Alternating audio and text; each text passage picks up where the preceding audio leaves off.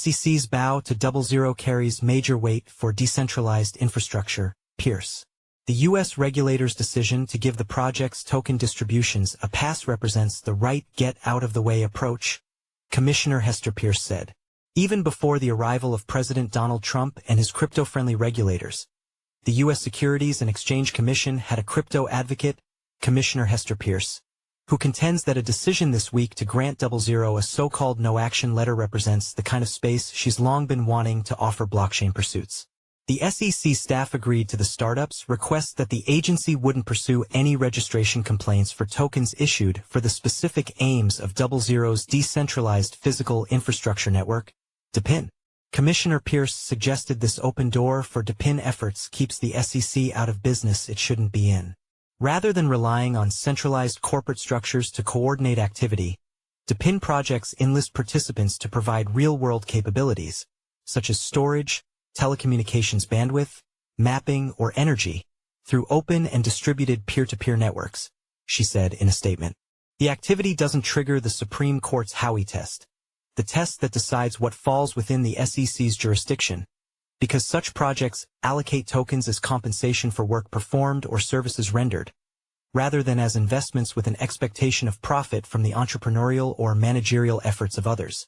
The SEC uses no-action letters to make it clear what activities it doesn't intend to pursue with enforcement actions, so a letter to a single firm can signal to an entire space what the agency's current posture is.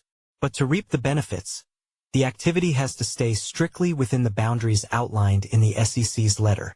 The line between tokens and securities law is getting clearer, said Austin Federa, DoubleZero co-founder, in a statement to CoinDesk.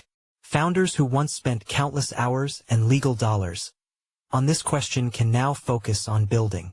DoubleZero sought to incentivize providers of infrastructure for network connectivity, such as large technology companies that control surplus fiber networks, by compensating them with tokens, in this case the protocol's native 2Z.